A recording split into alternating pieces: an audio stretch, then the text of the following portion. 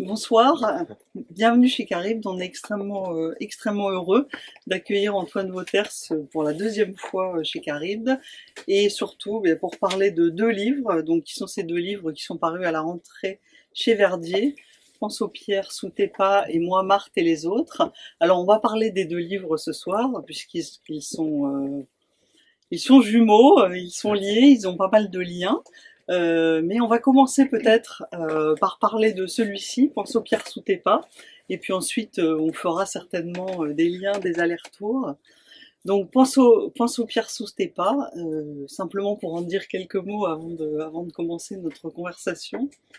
Ça se déroule dans une région assez reculée d'un pays imaginaire, un pays sans nom, mais dont on sait qu'il est dirigé par des dictateurs corrompus, populistes. Ouais. Le pays imaginaire, il est sans nom, mais néanmoins, ces personnages de dictateurs en particulier nous rappellent des dirigeants connus. Et puis donc on a un frère et une sœur jumeaux, Léonora et Marcio, qui vivent avec leurs parents dans une ferme, dans une région reculée de ce pays imaginaire, au milieu des plaines. Les parents ont une vie difficile, ils sont pauvres, ils sont harassés par leur situation, ils sont assez violents, mais malgré ça, l'atmosphère du livre, Un fantôme. malgré cette situation difficile de violence des parents, le frère et la sœur sont pleins d'une forme d'énergie lumineuse. Ils sont liés par un amour fusionnel qui est à la fois physique, symbolique, et puis ils refusent de se plier à la norme et au rôle qu'on leur attribue en fonction de leur sexe, puisque Marcio doit plutôt aller au champ avec son père, et Léonora reste avec sa mère dans la maison pour faire les travaux ménagers.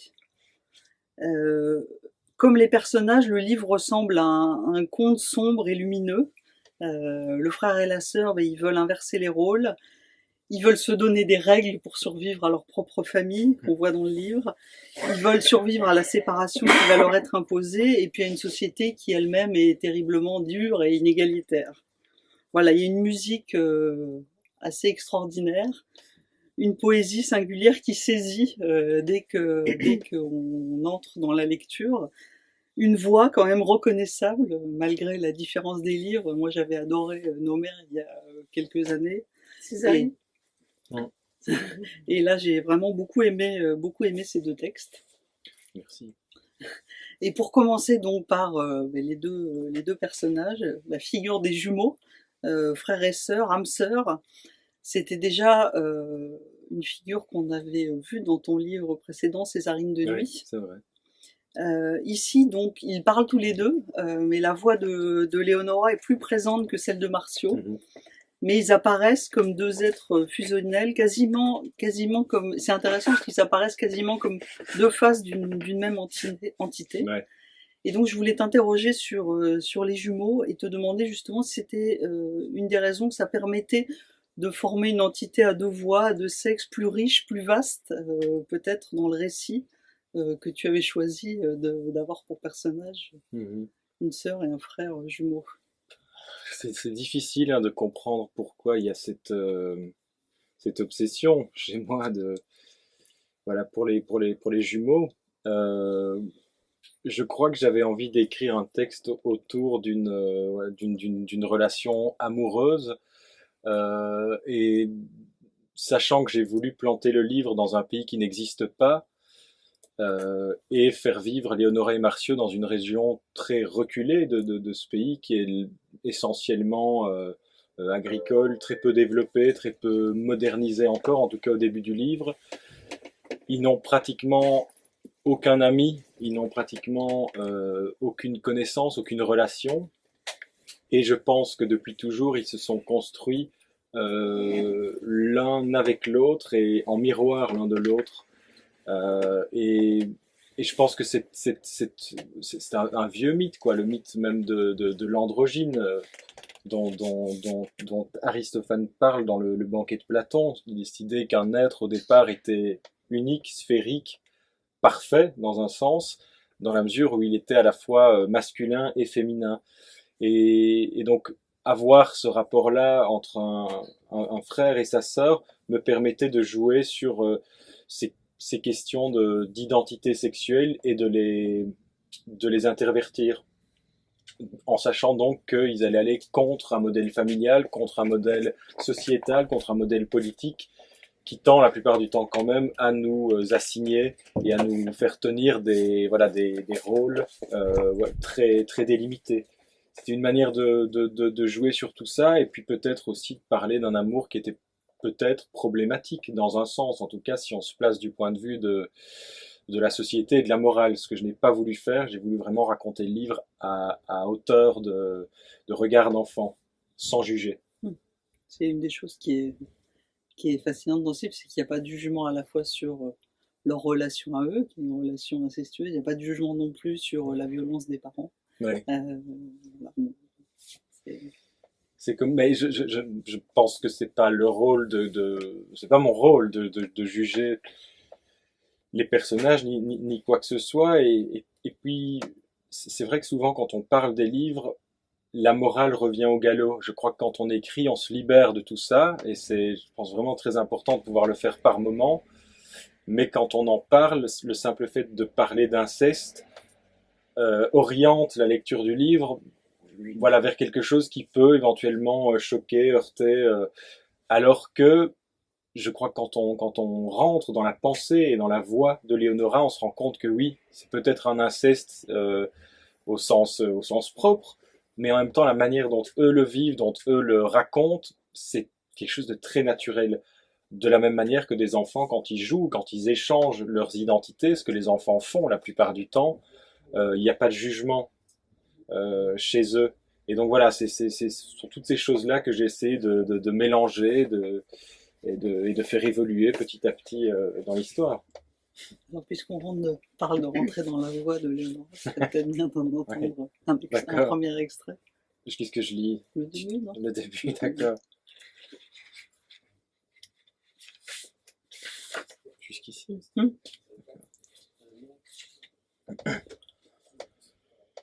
On était nés jumeaux, pourtant mon frère avait toujours été comme un aîné pour moi. Parce qu'il était le garçon et devait s'occuper des cheptels avec Paps, il partait le matin dans les vallées pleines de brume, où il n'y avait pas le moindre habitant, mais une forte présence de fleuves. Et, à la seule évocation de ces choses, moi qui n'en pouvais plus d'être enfermé, d'entendre Mams me reprendre de voler quand je rêvais, au lieu de l'aider, que j'étais seul et que je rêvais, que je pensais à lui, à mon frère, mon ventre se craquelait d'envie. Je rêvais de m'enfuir avec eux et, comme eux, de toucher le ventre des bêtes, l'immensité, le ciel, et les moissons, et les sommets. Tous les deux, on était encombrants pour eux, et on l'avait toujours été, au point que Paps aurait préféré ne pas nous avoir et rester toute sa vie comme ça avec Mams, qu'il rendait complètement dingue avec ses hanches en montagne de massepain et ses seins lourds toujours luisants. Pour autant, je ne crois pas qu'il nous détestait, mais le seul fait de nous voir courir devant lui, et parfois simplement de nous entendre, l'irritait à la puissance 1000. Il mettait des coups de pied dans les chaises, cassait des vases, hurlait, puis se taillait pendant des heures. On n'a jamais su où. Pauvre Paps. De toutes ses forces, il haïssait notre président Dessoju, au pouvoir depuis plus de 20 ans. C'est bien simple. Dès que Dessoju parlait à la radio, Paps se cambrait dans le fauteuil de coin et se mettait à hurler, multipliant les noms d'oiseaux, crachant sa rage et sa détestation, puis se levant pour couper le poste en crachant un dernier juron. Et il avait raison, Paps, certainement, même si d'un autre côté personne ne se plaignait de la situation, y compris lui. Depuis 20 ans, Dessoju nous prenait 90% de nos recettes pour se faire construire des propriétés de luxe sur la côte. Depuis 20 ans, on croulait sous les taxes, des tas de gens se retrouvaient à dormir par terre comme des chiens verruqueux, mais tout ça nous semblait normal. On préfère oublier les choses qui font mal, oublier la façon violente dont on est, dont on meurt, dont on se sépare. On préfère ne rien dire et, tant qu'il nous reste un filet de souffle, faire l'autruche et vivre malgré tout. D'autre part, quand Paps voyait ces types à la télé, Ces pauvres types qui avaient tout perdu, ils disaient que c'était des feignasses et des bons à rien, et ils se moquaient d'eux, si bien que pour ne pas l'irriter, on disait également qu'ils puaient, ces clodos, et que si on pouvait leur choter dedans pour leur montrer ce que c'est d'avoir mal, on le ferait sans hésiter. Bam! On était comme ça à l'époque. On ne pensait à rien et on ne connaissait rien. Chez nous, dans les terres tout au sud, seul comptait le travail manuel, moisson, vélage, production de lait, plantation de tomates. Chez nous, pas de livres, pas de disques, pas d'émotions, juste les vieux magazines porno qu'on avait trouvés dans le fenil du père de Zbabou, notre ami, et qu'on avait ramenés à la maison, par curiosité. Sauf que ça ne nous faisait rien, nous, ces saletés-là, et que c'était Paps qui les lisait depuis tout ce temps. Comme tous les gens de la Habdourga, la région la plus reculée du pays, on avait une petite fermette avec des bêtes, une petite ferme crasseuse, un taudis. Mais on ne se plaignait pas. Chaque jour, on se levait dans la lumière et on regardait les fleuves qui partaient loin, le Bordougou, l'Irigoudou, les fleuves et les rivières où on se baignait depuis toujours. Puis le travail commençait. Mon frère les champs, moi le linge, lui les cheptels, moi le ménage, et ainsi de suite, jour après jour. Quand le boulot était fini, on tournait le dos à Paps et Mams, et on gobait l'air frais, se liant à des troncs avec des lianes souples qu'on fumait par ailleurs, 100% sains et 100% malades. Vivants, on courait sans arrêt, tout le temps, et comme il n'y avait pas la moindre ville dans le coin, on était comme vissés sur place, mais on vivait, voilà, notre vie s'appelait joie. Merci. Au tout début. Enfin, le tout début, les 3 premières pages. Ce qui est très frappant dès le début, et je pense qu'on l'a entendu là, c'est que Léonora, Marceau ont des conditions de vie très difficiles, des parents violents, mais avec cet amour, à la fois avec cet amour qu'ils se portent mutuellement, qui est un amour avec plusieurs dimensions, à la fois physique, symbolique, grâce aussi à la dimension si vaste de la nature, des fleuves qui les entourent, ils sont quand même comme une représentation de la joie. Aussi de la possibilité de se réinventer même dans la noirceur. Et dès le début, on l'entend. Et puis de remettre en cause les rôles qui leur sont assignés. Le texte commence par ça, Ouais. même dans des situations très sombres. Bah, c'est le propre de l'enfance, hein, j'ai l'impression que ou de certaines situations, de situations extrêmes, mais quand je regarde, j'ai la chance et la malchance de vivre dans une petite ville en Belgique, la ville de Liège, qui est une ville sinistrée. C'était une ville où il y avait une industrie de l'acier qui était très florissante, et puis qui, autour des années 60, s'est complètement arrêtée, laissant une ville presque fantôme à certains égards. Donc il y a beaucoup de magasins dans certains quartiers qui ont fermé, et les gens sont très pauvres. Et donc je vois très souvent des parents fantômes eux-mêmes qui se promènent avec des chapelets d'enfants. Et la plupart du temps, en regardant ça, d'abord ça me coupe les jambes parce que je trouve ça très dur comme spectacle. Ce sont des parents qui, je ne force pas le trait, hein. C'est vraiment comme ça que ça se passe, et que ça se passe dans beaucoup d'autres régions, voilà, qui boivent pour tenir le coup. Et les enfants, quand je les regarde, j'ai le sentiment que ce sont eux qui portent leurs parents, et qui sont déjà, alors on parle de lumière, mais je pense que eux sont simplement dans une stratégie de survie à ce niveau-là.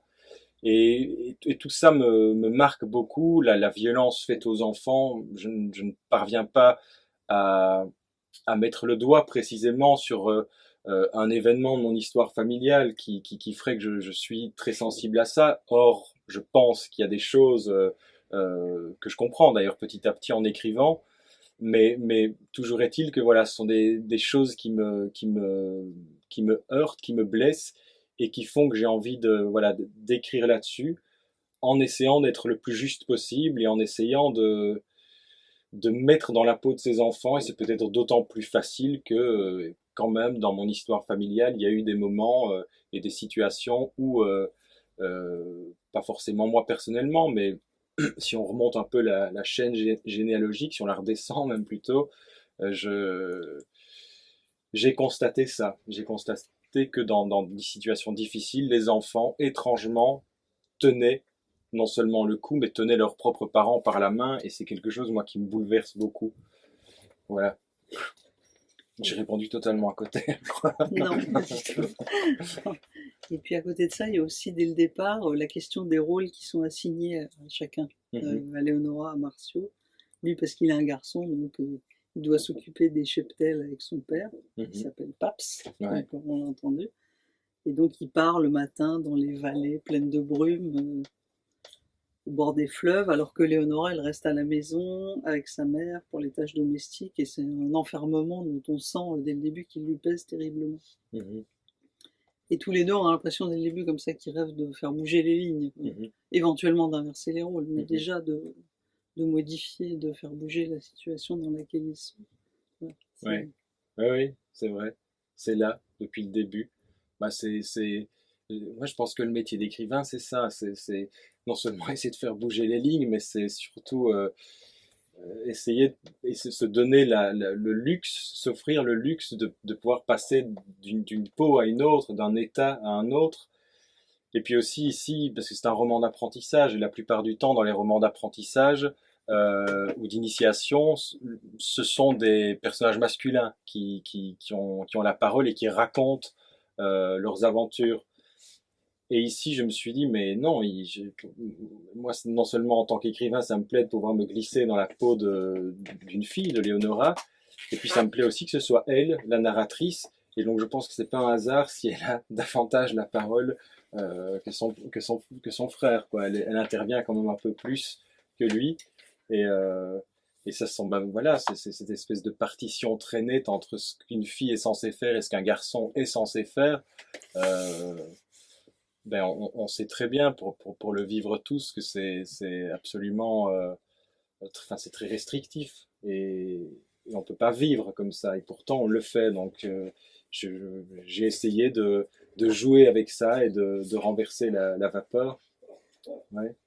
C'est un jeu d'enfant, une obsession d'enfant aussi, hein. Je crois que j'écris pour rester fidèle à l'enfant que j'étais, à l'enfant joueur que j'ai été. Donc, Puisqu'on parle de la parole et de l'enfant joueur, la parole de Léonora, justement, qui est celle qui est la plus présente dans le récit, ouais. c'est une langue extrêmement vivante, qui change de registre, qui est parfois familière, parfois poétique, qui interpelle le lecteur, qui mêle du récit, des dialogues, des phrases courtes, des phrases longues. C'est une langue qui est musicale, qui est animée. C'est une langue vraiment dont on a l'impression qu'elle peut se mouvoir et qu'elle peut se réinventer. Et on a l'impression que la langue de Marceau, elle est différente, elle lui fait écho. C'est comme si c'était une autre voix qui faisait écho à la première. J'ai envie que tu nous parles de Cette alternance. Ouais, pour moi, quelque part, c'est la même voix, mais ou la même parole, mais qui est énoncée depuis. Restant dans les métaphores fluviales, c'est comme si la sœur parlait depuis la rive gauche et lui depuis la rive droite. Et leurs paroles, leurs voix se rencontrent quelque part au milieu du fleuve. J'ai essayé que dans les deux cas, il y ait une musicalité et j'ai vraiment essayé que leur langue, même si elle est un petit peu différente, que la tonalité, la rythmique puisse évoquer le débit d'un fleuve. Je voulais que ce soit très fluide comme écriture. Michel, qui est là, mon éditrice, le sait, ça a été un travail, même si le début du texte, il est venu de façon très évidente, mais réussir à garder cette fluidité-là, voilà, c'est un travail, et j'y tenais peut-être parce que nos mères, le livre précédent, c'était presque des morceaux de brefs poèmes qui étaient enchâssés, et donc il y avait plus de coupes, il me semble. Le texte était un peu plus déchiré, déchiqueté. Et ici, je me suis dit, non, je veux vraiment, tu racontes cette histoire, il faut que ce soit simple dans un sens, fluide, et arrange-toi pour que ça tienne, et que ces voix se fassent écho. C'est la même voix, mais donc, comme je le disais, qui prend naissance sur des rives différentes, et qui se rejoignent toujours. Alors, puisque tu parles de nos mères, quand tu étais venu il y a quelques temps, pour nous parler de ce livre, tu nous avais parlé de la manière dont tu travaillais, Oui, c'est vrai. mettant des morceaux de texte au mur, et avec justement l'oralité Mhm. de la langue. Là aussi, la langue est très musicale, hein, comme tu dis. Mhm. Est-ce que j'ai récidivé? Est-ce que tu récidives? Ouais, j'ai terminé le texte en collant, comme je le fais presque toujours maintenant, l'ensemble du livre sur les murs de mon bureau, ou pas de mon bureau, de l'endroit où je me trouve à ce moment-là. Et je parcours donc la pièce, un bic à la main, et quand je parviens à faire le tour de la pièce sans plus rien changer, sans plus rien ajouter, c'est qu'il est plus ou moins bon. Mais c'est vrai que travailler dans l'espace, je trouve, permet d'avoir un rapport très très différent quand on lit le livre comme ça, imprimé, ou qu'on travaille dessus sur ordinateur. On n'a jamais qu'une vue morcelée. Et les redites ne sautent pas forcément aux yeux parce que parfois on s'arrête dans notre lecture, alors que quand tout le texte est là et nous entoure, on se rend compte que parfois il y a des passages qui sont inutiles, qui sont redondants. Et pour travailler la fluidité, c'est vraiment une voie royale, je trouve. Ça détend aussi, ça permet aux gens de se mouvoir un peu, ce qui est quand même bien quand on est statique, comme nous. Alors, puisqu'on parle d'espace, donc le livre se déroule dans un pays imaginaire et qui est représenté par deux cartes qui sont dessinées au début et à la fin du roman, ce ne sont pas Mhm. les mêmes. Donc c'est un pays imaginaire, mais on reconnaît bien dans les traits des dirigeants tyranniques, populistes, des caractéristiques, on va dire, malheureusement familières Ouais, de ouais. certains chefs d'État. Donc ce pays imaginaire, il semble être comme un précipité de certaines facettes sombres de pays qui existent. Je voulais savoir qu'est-ce qui t'avait inspiré à la fois cette vision de pays, de ces dirigeants, et puis aussi les cartes, d'où venaient les cartes.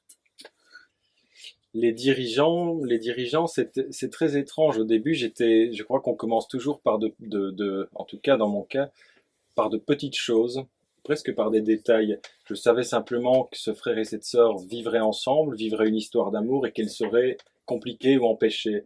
Voilà, c'était ça mon idée. Mais je voulais me venger de ces Césarine de nuit où ils avaient quand même des traitements assez violents. Ils étaient soumis à des traitements assez violents. Et il n'y avait pas vraiment d'issue lumineuse ou positive. Et là, je me suis dit, j'aimerais donc qu'ils vivent non plus dans un climat ou un environnement qui les enferme, mais vraiment réussir à ouvrir le cadre. Donc, pays imaginaire qui est une sorte de mélange entre la Sardaigne, des pays peut-être type communiste, des pays de l'Est, de grands espaces aussi américains, nord-américains ou sud-américains. Donc j'ai été forcé quelque part, en écrivant simplement sur leur histoire intime, je me suis dit, il faut quand même que tu puisses parler de ce qui existe en dehors de cette petite ferme où tu les as fait naître et où tu les fais grandir. Où sont-ils? Le relief du pays, tu n'en parles pas. Et j'avais besoin vraiment de me figurer tout ça. Et par la même occasion, au-delà des reliefs, de la géographie du pays, je me suis dit politiquement comment est-ce que ça marche. Et c'est là que je me suis souvenu des années où j'allais presque, ouais, une fois ou deux par an, en tout cas en Sardaigne. C'était l'époque où Berlusconi sévissait et où j'ai vu donc le massacre quelque part qu'il a opéré, la manière dont il a détruit l'environnement naturel, les côtes, les paysages, abîmé aussi très largement les conditions de vie des gens là-bas. Et ça m'a beaucoup marqué. Et c'était vraiment une vision que je trouvais assez horrible de ce type, Berlusconi sur un yacht comme ça en Sardaigne avec un slip moulant, de la crème, enfin de l'huile corporelle qui renforçait son bronzage, etc. Pour moi, c'était ouais, le précipité, le résumé, le condensé de tout ce que je déteste voilà, dans notre monde, dans notre époque. Alors je me suis dit que des Berlusconi, il y en avait quand même pas mal, hélas. Et c'est vrai que j'ai condensé un petit peu de Sarkozy, un petit peu de Macron, encore que Macron, je crois que quand j'écrivais le livre, n'était pas élu. Enfin, tous ces types qui seraient drôles s'ils n'étaient pas au pouvoir, qui seraient amusants s'ils n'étaient pas au pouvoir. Mais donc voilà. Et c'est vrai qu'à ce moment-là, d'une histoire enfin, très intimiste finalement, il y a un arrière-fond, oui, un arrière-plan politique qui est née de tout ça, de l'obligation en fait de quand même parler de ce pays-là, de le rendre réel, le plus plausible possible, bien qu'imaginaire. Et les noms aussi, il y a des noms qui ont des consonances italiennes. Ouais, Il c'est y a sarde, hein. aussi, J'ai été piqué certains noms dans un dictionnaire sarde et j'ai changé quelques lettres, quoi. Ça, c'est la carte qui ouvre le livre.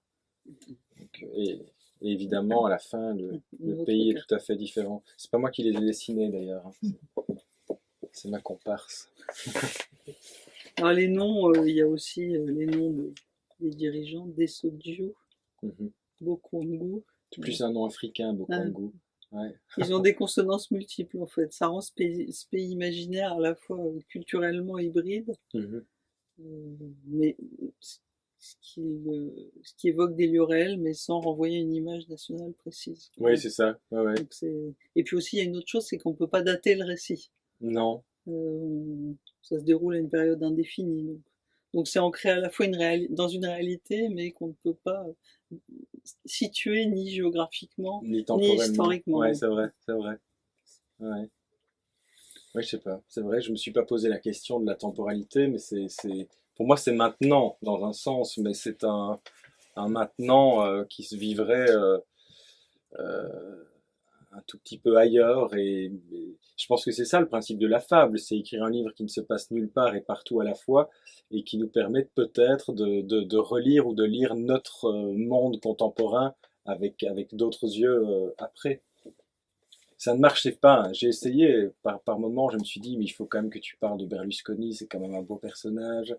Et puis je me sentais tout à fait limité, et puis je crois que j'ai besoin de beaucoup plus de liberté, et puis d'en laisser aussi au lecteur. Je trouve que c'est important que, voilà, qu'on puisse rentrer dans le livre et qu'on devienne le co-auteur à mesure qu'on avance dans la lecture.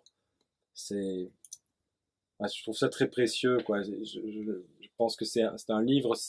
On me parle pour le moment, une productrice me parle de la possibilité de l'adapter au cinéma.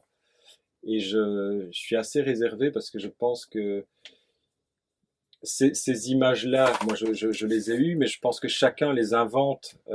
Voilà, c'est le propre de la littérature. Et j'aurais très peur en faisant un film que tout ça retombe et qu'on arrive justement dans quelque chose de très concret, de quelque chose d'immédiatement, euh, enfin évident, qu'on peut reconnaître très vite. Là où la littérature permet d'avoir du jeu, du creux. Et c'est, il me semble, là que le plaisir naît, il se trouve.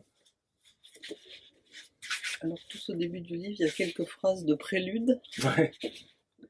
Les mots que vous allez lire n'ont d'autre ambition que de témoigner de notre histoire, depuis notre enfance compliquée jusqu'au temps de l'apaisement. On ne nous a pas payés pour le faire. On n'en a rien à foutre d'être payé. On voulait le faire parce qu'on ne dit pas assez que les ombres peuvent être terrassées et qu'on a tous besoin de clarté. Mm. Ce prélude, Programmatique. oui, et il pourrait quasiment s'appliquer aux deux livres. Sur la Ouais, partie c'est vrai. les ombres peuvent être terrassées. Ouais, ouais. Oui, ben, le livre ne parle que de ça, d'un dépassement, d'un terrassement, des ombres. Alors des ombres qui peuvent prendre des formes très différentes, et les ombres dans ce livre-là sont plurielles, évidemment. Mais c'est très difficile de parler du livre et du parcours de Léonora et de Marcio, donc de ces jumeaux, sans, et je veux pas parler de ma vie, mais sans me souvenir de la période pendant laquelle le livre est né. C'était une période extrêmement difficile pour moi. Et les ombres, là, c'était pas une figure de style, elles étaient là, autour de moi, en moi. Et je pense que le parcours de Léonora et de Marcio, ça a été le parcours que moi j'ai dû faire pour pouvoir reprendre pied dans la vie et retrouver aussi une forme de joie. Donc l'obsession qu'il y a pour la lumière et pour la joie dans le texte, à mon sens, c'est plus à prendre comme le symptôme de quelque chose qui manque. Au moment où j'écrivais le livre, où j'ai commencé à l'écrire, tout allait bien, puis ma vie a volé en morceaux. Et là, la joie a complètement disparu, l'envie d'écrire a totalement disparu. Et je pense que quand c'est revenu petit à petit, la lumière aussi est réapparue dans le livre. Et je suis vraiment content d'avoir pris le temps euh, de le faire parce que je crois que sans ça, le texte aurait été vraiment noir et seulement noir. Ce que je ne voulais pas faire, ce que je ne voulais pas infliger aux gens. Sans S, c'est pas non plus un livre de développement personnel où on n'est pas dans un bonheur béat, il n'y a pas de recette non plus, mais je trouvais plus élégant de parvenir moi-même à essayer de dépasser toutes ces choses et puis peut-être aller puiser là-dedans pour donner ces petites caractéristiques ou des petits traits de ce que je vivais à l'époque, les répercuter sur mes personnages. Il y a un élément de la joie et du bonheur qui est la nature. Mhm, La nature dont Léonora rêve quand elle est enfermée, mhm, et puis où les deux sont heureux. Quand ils sont heureux, quand ils sont dans cette nature, c'est apparaît comme un lieu à la fois très vaste, et puis un lieu de sensualité, de contact avec le monde, un lieu de liberté. mhm, Ça, j'ai trouvé un aspect très fort du livre, de nous faire ressentir cette sensualité, et puis à la fois une dimension d'étrangeté aussi, mhm, de cette nature qui est si vaste. mhm. Je trouvais que ça c'était quelque chose de très beau dans ce livre aussi. Mais merci. Je suis pas du tout visuel, c'est très étrange, mais quand j'écris, je ne vois absolument rien. Je ne vois pas les scènes, je ne vois pas les personnages, je ne sais pas du tout à quoi. C'est pour ça que l'idée du cinéma ne me parle pas. J'ai pas envie de voir le visage de Léonora. Pour moi, elle est beaucoup plus belle sans visage ou avec des traits troubles. Et donc, quand j'écris, j'ai le sentiment que je suis dans la nuit et, et j'avance avec cette espèce de lampe torche que sont les mots. Et j'essaie d'éclairer des parties de moi-même, mais aussi des parties des personnages. Et par contre, là où la vue me manque, j'ai l'impression que je ne suis que euh, tactile, sensoriel. Ce sont les autres sens qui entrent en jeu. Et donc, beaucoup de gens me disent que le livre est très sensoriel, très voilà, dans les sensations, des sensations très simples. Hein. Et je ne peux pas faire autrement. La vue me faisant défaut, je crois que je dois travailler sur d'autres choses. Et cette nature, elle existe pour moi, mais c'est presque olfactif, de l'ordre du toucher. Et dès qu'une scène est écrite, je m'approche, je suis très près de pouvoir la voir et de pouvoir voir l'environnement. Mais dès le moment où ça commence à se dessiner un peu trop clairement, c'est que ça y est, c'est que c'est plus ou moins terminé. Et je reste simplement enraciné et porté par ces sensations. C'est assez étrange et en même temps c'est très simple. C'est une forme d'intuition ou d'instinct. Je n'écris pas du tout avec la part la plus intelligente de moi-même. J'écris avec la part la plus, je sais pas, la plus intuitive. Et donc, en même temps que Pense aux pierres sous tes pas, tu publies donc cet autre texte, Moi, Marthe et les autres, et qui est aussi un texte qui est plein de vivacité malgré sa noirceur. Donc, il s'agit d'un récit, d'un texte dans un contexte post-apocalyptique où on a un groupe de jeunes gens plutôt abîmés, mais à l'image de toute l'humanité Ouais. qui les entoure désormais, et ils tentent de survivre dans une ville de Paris qui a été dévastée par une catastrophe et où la mémoire, le langage, la connaissance ont été fracassés en même temps que toute la ville, et peut-être le monde, on ne sait pas. Mhm. Donc le narrateur de ce livre s'appelle Hardy, c'est un membre de ce groupe, moi, avec Marthe et les autres. Et donc il note par petits morceaux ce qui se passe, les actes, les paroles du groupe. Donc il parle de la faim, de la violence, du sexe, de leur vie jour le jour. Voilà. Et quand j'ai lu les deux livres, ce qui était frappant, c'était le besoin d'utopie, d'espoir, que ce soit, et d'utopie individuelle ou collective Mhm. qui est palpable malgré la noirceur. Bien évidemment, la force, la poésie de la langue qui leur est commune. Et alors j'ai pensé à des mots que j'avais lus dans la préface de La petite lumière d'Antonio Moresco, qui parlait de la petite lumière comme une petite lune qui se serait détachée de la masse encore en fusion de son prochain roman. Mhm. Voilà, donc ça m'a fait penser à ça. Je ne sais pas si c'est juste, mais je voulais te poser la question de savoir pourquoi ces deux livres ont été publiés en même temps et de leur point commun. C'est marrant, forcément, on me pose souvent la question ces temps-ci, et mes réponses peuvent varier, mais je dis souvent que c'est parce que les livres ont été plus ou moins terminés en même temps, euh, que donc ça faisait sens de les publier ensemble. Puis évidemment cette idée, ce thème de la gémellité dont on a parlé, donc c'était Mm. amusant de se dire, voilà, ils se font écho, donc on les lance dans la bataille en même temps. Mais ce qui est curieux, c'est que je comprends très bien qu'on puisse faire des ponts, et il y en a sans doute, entre les deux livres, mais moi j'y arrive difficilement parce qu'ils correspondent à des moments d'écriture radicalement distincts.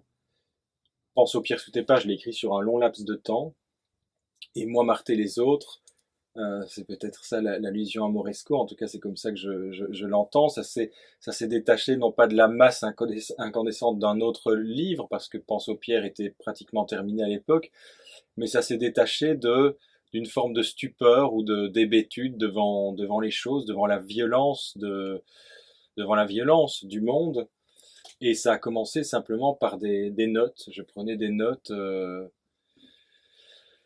voilà, qui n'avaient pas de. Je n'imaginais pas que ça deviendrait un livre. Et puis un jour, je me trouvais à la terrasse d'un café et j'ai commencé à écrire le premier paragraphe, sans doute par besoin de m'évader de ce monde très, très violent, mais en rejouant cette violence et en l'accentuant, parce que le livre, pour moi, c'est un monde post-apocalyptique, et en même temps, pour moi, c'est pas une dystopie.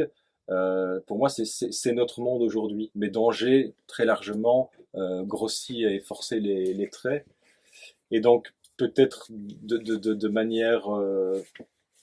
enfin, c'est difficile, hein, mais je crois que j'ai essayé de rejouer cette violence-là qui est constamment sous nos yeux, mais de la circonscrire, peut-être, c'est pas un hasard si ce sont de courts paragraphes, pour qu'elle soit périmétrée, enfermée dans des blocs physiques, et d'essayer de comprendre ce qui se passait, d'essayer de comprendre ce qu'on peut faire à une époque comme la nôtre, où les choses s'accélèrent de façon assez vertigineuse, à une époque où le savoir, la plupart du temps, se trouve presque toujours déjà en nous-mêmes. On n'a plus accès notre mémoire est très largement abîmée depuis qu'on utilise beaucoup les technologies. Quand on oublie le nom d'un auteur, on a Internet qui est là pour nous le rappeler, et ce n'est ni bien ni mal, c'est comme ça. Et moi, je constate que sur ma mémoire, ça a un impact. J'ai l'impression que j'ai une mémoire qui est coupée en deux, avec des choses que j'ai apprises, que j'ai acquises, et qui sont là, et qui resteront sans doute encore un certain temps, et puis une partie de ma mémoire qui est beaucoup plus volatile. Voilà. Et donc, je me suis dit, tiens, imaginons que quelque chose d'encore plus violent se produise. Imaginons que ces jeunes gens qui survivent n'ont plus de connaissances, n'ont pas de savoir, ne savent pas ce qui s'est passé avant tout ça, avant la catastrophe. Comment est-ce qu'ils se débrouillent? Et je me suis dit, mais ils se débrouillent comme nous on le fait, en essayant de raccommoder, de rabibocher, de recomposer, de retrouver un ordre, de remettre un ordre dans ce chaos. C'était ça l'idée, voilà. Et de travailler de façon, c'est plus sec comme texte. Autant la langue, je crois, de Pense aux pierres est musicale, fluide. Ici, c'est un texte où quand même la survie est là, est un enjeu de tous les instants. Et je pense pas qu'on puisse être très bavard quand on est dans un état de survie. Il faut, pour parler, il faut être dans une relative sécurité, quoi. Ici, c'est un état d'urgence, donc le narrateur hardi, il travaille, il consigne les paroles de son groupe, mais c'est très laconique. Oui. Donc au hasard, tu me laisses totalement choisir, Ouais. alors. Ouais.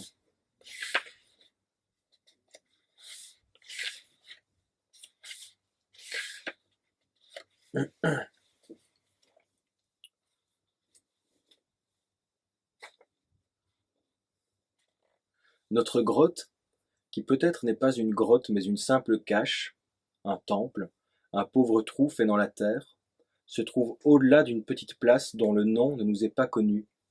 Par prudence, nous avons arraché la plaque qui indiquait son nom, puis nous l'avons brûlée et enterrée dans le silence le plus complet.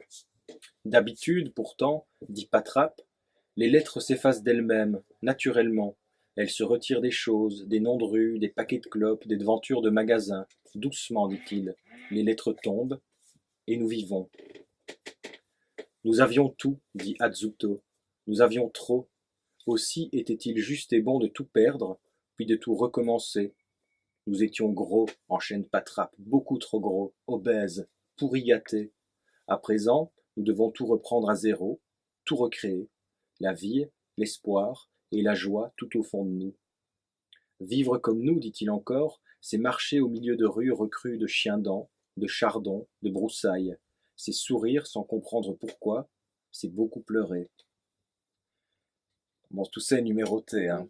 26. La patrouille vient de rentrer.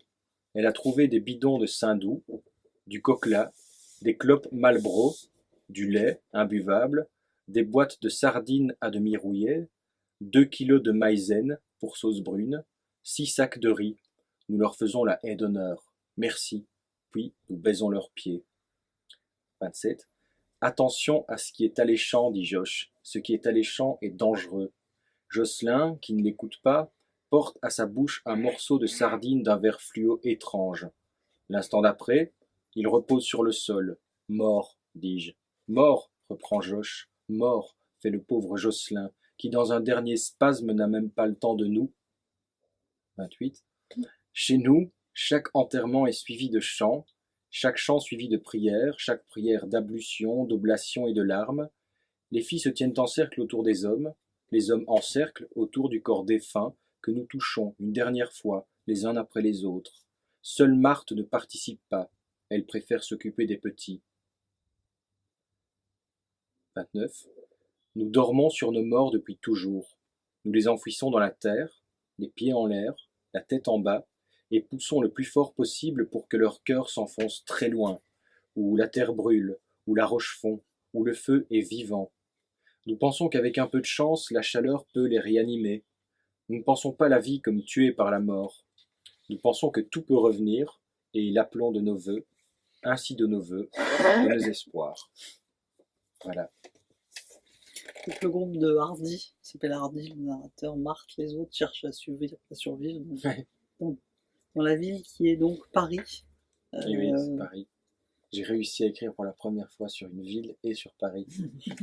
Voilà, donc dans Paris, les lettres tombent et nous vivons. Les lieux, les noms sont tronqués, mais ils sont présents, on les reconnaît. Pourquoi justement est-ce que tu as choisi d'écrire que ça se passe dans Paris? Parce que je trouve que c'est une ville où les contrastes sont plus grands qu'ailleurs. Peut-être parce que je suis quelqu'un qui vit la plupart du temps caché dans mes bois.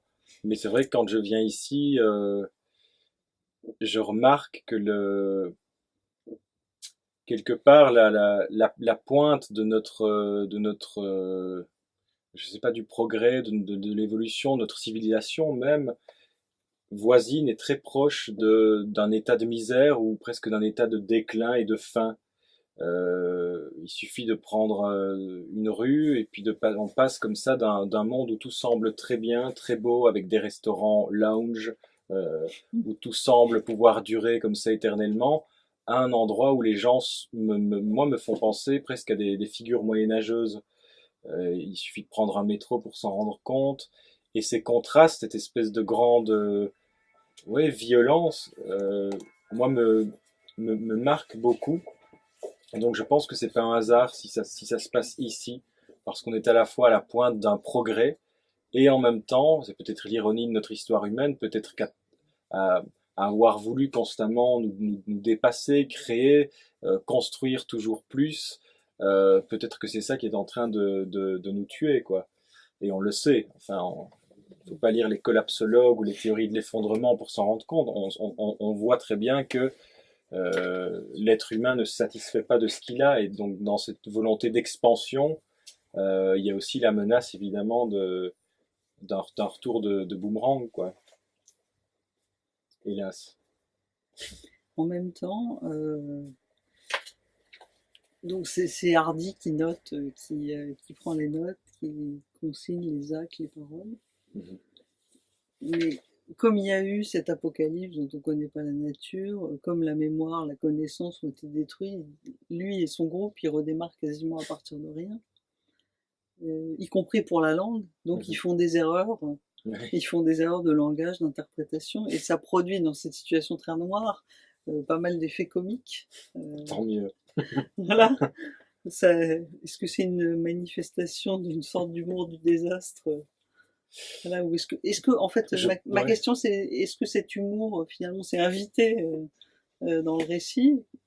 Ou est-ce que... Tout dépend du point de vue depuis lequel on regarde les choses, mais on peut mourir de rire aussi en regardant l'état. C'est cynique et moche de dire ça, mais on peut rire de ce qui est en train de se passer aujourd'hui.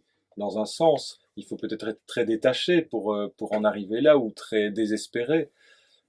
Mais parfois, l'état du monde me fait profondément rire, tant c'est absurde. Et puis le lendemain, je suis absolument atterré et abattu.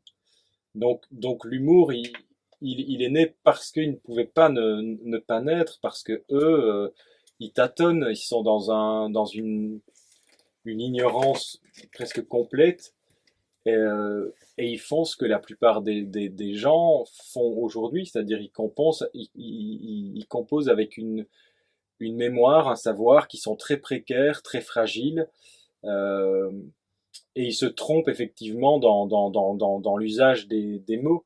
Et ça, c'est quelque chose. Moi, je l'expérimente quand même assez régulièrement avec mes enfants qui ne connaissent plus un certain nombre d'objets qu'on leur montre, des objets qui datent d'il y a 15-20 ans. Ils ne savent pas ce que c'est, ils ne savent pas les nommer, ils sont comme des aveugles devant tout ça. Et de la même manière, quand mes grands-parents sont décédés, j'ai dû vider leur grenier. Je me suis trouvé face à des objets. Ici, il y a une sorte de dictateur. Enfin, dans le groupe, il y a Jürgen qui est un peu, enfin, à cheval sur les principes et sur l'usage des mots. Et quand quelqu'un se trompe, il a tendance à le punir. Mais dans ce grenier de mes grands-parents, il y a beaucoup de choses que je ne connaissais plus. Pas une baratte à beurre, mais des outils. Ils travaillaient la terre, mes grands-parents, mais il y avait des outils, je ne savais pas les nommer. Et donc, je ne savais pas à quoi ils servaient. Et on parle quand même de, voilà, c'était il y a 50 ans, 60 ans. Donc, avec l'accélération qu'on vit aujourd'hui, qu'est-ce qui se passera avec des générations plus jeunes si on se projette dans, je sais pas, 30, 40, 50, 100 ans? Est-ce qu'ils vont pas être comme nous condamnés à, voilà, à composer? C'est pour ça que la citation liminaire qui est de Albert Camus, elle est titrée, enfin c'est Albert Cam. Là aussi les lettres sont tombées. Peut-être Alors, qu'il ne restera que ça du pauvre Albert Camus, je ne sais pas, j'espère que non. mais en même temps, l'impression de ce monde est rendue justement par la langue. Ça Oui. modifie le rythme de la lecture, ça modifie les sensations quand on est lecteur. Ça, c'est assez extraordinaire, quoi. C'est-à-dire que c'est aussi la langue, ces mots tronqués, tout ce qui se passe dans les niveaux de langue, qui donne cette impression d'un monde et d'une mémoire en langue. Et ça, c'est vraiment très fort. Merci. Euh, J'avais envie de parler aussi du personnage Mhm. de Marthe, parce que ce livre Martre. de Marthe, Ah, c'est bien pardon, aussi, Martre. c'est C'est un, difficile à dire. c'est un mélange en fait, ce livre de désastre et d'extase, euh, parce que c'est à la fois très violent, les scènes de survie, et en même temps c'est débordant d'amour, de tendresse Mhm. innocente. Et le personnage de Marthe, elle semble concentrer tous ces extrêmes en elle, parce qu'elle est à la fois, c'est elle qui met en mouvement les autres à un moment au milieu des décombres en disant il faut partir. Mhm. Elle peut être très violente, très angoissée. Elle est la sexualité, elle est la maternité, elle est la tendresse, elle est l'énergie, elle est la peur. C'est encore une fois un très beau personnage féminin. Mhm. Oui, bah pour moi, Marthe et Hardy, c'est un peu Léonora et Martiaux, hein, il y a quelque chose d'assez proche. Ouais, je ne sais pas quoi dire. Marthe, c'est vraiment un texte non prémédité. Pour moi, ça tombait sous le sens de, voilà, d'écrire et d'explorer toutes ces choses Et très étrangement, moi, Marthe et les autres, euh, j'ai vraiment l'impression d'avoir écrit. C'est très étrange parce que peut-être que les gens pourraient penser que je suis que mon histoire ressemble plus à celle de Pense-Soupir sous tes pas, ou que je suis plus présent dans ce livre-là. Or, Hardy et Marthe, j'ai l'impression que j'y suis complètement. Et j'ai écrit à partir de mes ressentis de l'époque, de ma grande inquiétude d'alors. Et, et donc pour moi, ce ne sont pas des personnages en vérité, parce qu'il y a tellement de personnages dans le texte que je ne les ai pas développés, je ne suis pas descendu profondément dans leur psychologie. Euh, mais ça a été des espèces de réceptacles de toutes ces questions qui étaient les miennes à l'époque et de tous les excès qui étaient les miens aussi à l'époque. Donc oui, à la fois quelque chose de très lumineux que Marthe peut avoir et en même temps des moments de profond désespoir et une forme de folie. Le fait qu'elle soit obsédée par le fait d'avoir des enfants alors que tout est en ruine, alors que on se dit mais ça n'a absolument aucun sens de s'obstiner à vouloir faire des enfants dans ce monde-là. Elle n'en démord pas. Elle ne pense qu'à ça, elle ne jure que par ça. Et les autres ont beau se moquer d'elle et lui dire que ça n'a strictement aucun sens. Elle persévère. Et voilà. Et à nouveau, c'est prendre quelque chose qui est très triste dans le fond, mais l'amener sans forcément le vouloir ou le rechercher, mais l'amener à quelque chose qui peut-être nous fera sourire parce que c'est excessif, parce qu'il y a quelque chose de touchant dans la folie, dans toute forme de folie, parce qu'on s'abandonne à quelque chose où on ne calcule plus. Je pense que Marthe est quelqu'un qui ne calcule absolument pas. Elle dit et fait exactement ce qu'elle a à dire et faire sans aucun calcul, sans aucun artifice. Il y a pas de façade. Elle est entièrement engagée dans les choses et c'est vrai que c'est ça qui est troublant. Et je pense que c'est le propre aussi des situations euh, difficiles dans lesquelles la vie nous plonge. C'est des moments où on est complètement à nu. Et je pense que j'ai essayé d'écrire avec ça, en gardant cette énergie-là, pas en réfléchissant trop, en essayant simplement de me dire, conserve cette énergie brute, violente, ces écorchures qui sont les tiennes ou qu'on fait partie de ton histoire, mais fais-en quelque chose et déplace-les. C'est un processus alchimique, c'est transformer une forme de boue en quelque chose de lumineux. C'est l'espoir que j'ai quand j'écris, c'est l'espoir que j'espère communiquer au travers des bouquins. Au-delà de Marthe, une des choses qui m'a frappé, c'est que tous, comme ils sont plongés dans le chaos, la violence, dans ce monde détruit, qui vivent au jour le jour, on a l'impression qu'ils ont tous des sensations et des émotions extrêmes. On ne sait pas quel âge ils ont en fait, mais ils sont comme des enfants. Ouais. Ils passent du désespoir à l'extase en un instant. Voilà, ils sont comme ça. On a l'impression qu'ils sont comme ça parce qu'ils ont plus de normes, plus de connaissances, plus de sécurité aussi. Mhm. Euh, Je crois qu'ils sont très vivants, en fait. Je et pense moi, qu'ils sont ça m'a, très à un vivants. moment, je me suis dit, c'est aussi peut-être porteur de l'espoir qu'ils sont une nouvelle enfance du monde, quoi. Ils sont à la fois la destruction et la Mhm. nouvelle enfance du monde, parce que le livre est aussi dans ces deux phases de noirceur et peut-être d'espoir. C'est vrai, j'avais pas vu ça comme ça. C'est vrai en tout cas, si, ils recommencent quelque chose, où ils essayent de le poursuivre en l'amenant ailleurs. Mais ils sont obsédés par l'idée de, de, de trouver ce qu'ils appellent les îles mystérieuses. Enfin, ils veulent partir, ils veulent quitter Paris, et donc ils font toute une marche comme ça à travers une France qui est abîmée, que je ne décris pas vraiment. Ils veulent prendre le large, se construire un bateau et partir. Et à ce moment-là, la solitude revient et le personnage de Hardy, c'est pour ça que je pense qu'ils sont profondément vivants. C'est que ils sont, quand on est profondément vivant, je crois, on n'est pas à l'abri des contradictions. Et donc il y a à la fois une envie de faire bloc, de faire front, de se dire on va s'en sortir et on s'en sortira ensemble, ce que peut-être on devrait faire nous aujourd'hui. Et en même temps, il y a des moments où Marthe, Hardy, mais peut-être plus particulièrement Hardy, il se dit moi je veux juste partir, quitter ce groupe et, euh, et être dans une forme de déni, se dire moi je veux retrouver cette vie que je n'ai pas connue et l'inventer. Et c'est pour ça que la fin du livre, quelque part, il renoue avec un passé qui n'est pas le sien, mais qui dit être le sien. Il se projette dans une maison où il n'a jamais habité, mais où il dit avoir vécu avec ses parents. Et donc il y a toujours ce double mouvement, quoi, entre l'envie oui, de s'agréger, de faire bloc, d'être avec les autres, et puis par moments des moments d'immense besoin, de solitude, de besoin de solitude. Ouais. Est-ce que tu veux nous en lire Un petit bout un encore. dernier extrait? J'avais pensé tout à l'heure en disant l'une ou l'autre bêtise, je me disais qu'il y avait un passage auquel je pensais, mais il faudrait que je le retrouve.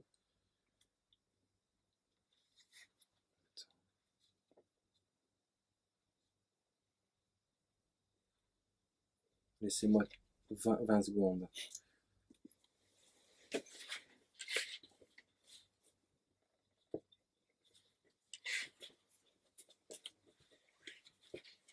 Ouais. Voilà.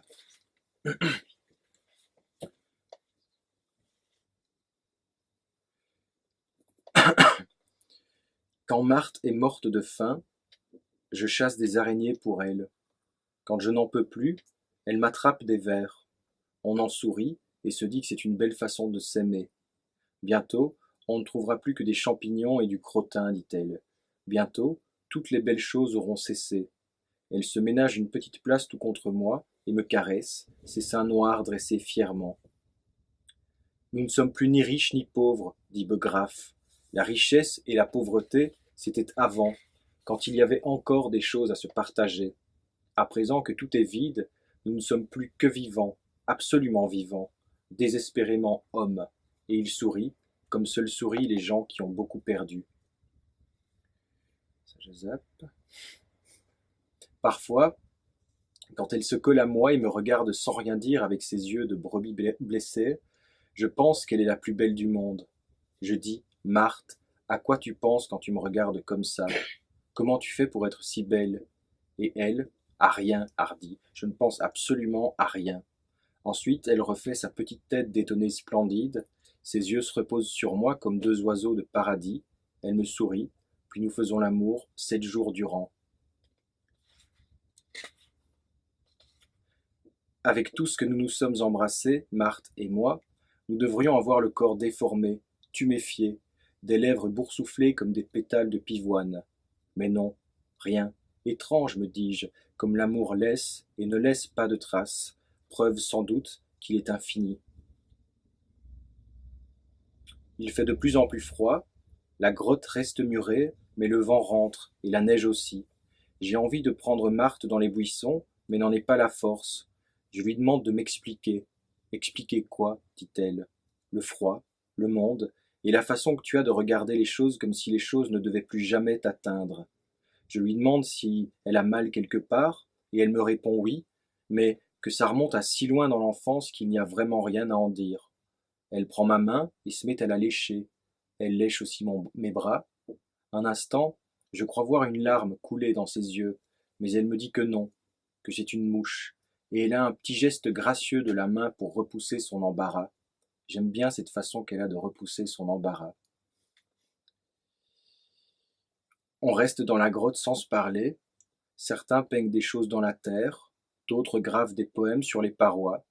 Au 7e jour, je brise le silence en disant que, de toute ma vie, je n'ai jamais été aussi heureux avec aucun autre être humain. Tout le monde se fout de ma gueule, mais tu connais personne, hardi. À part nous, tu connais personne. C'est vrai, je dis, mais ça n'empêche que je vous aime bien les mecs. Vous, je vous adore. Voilà.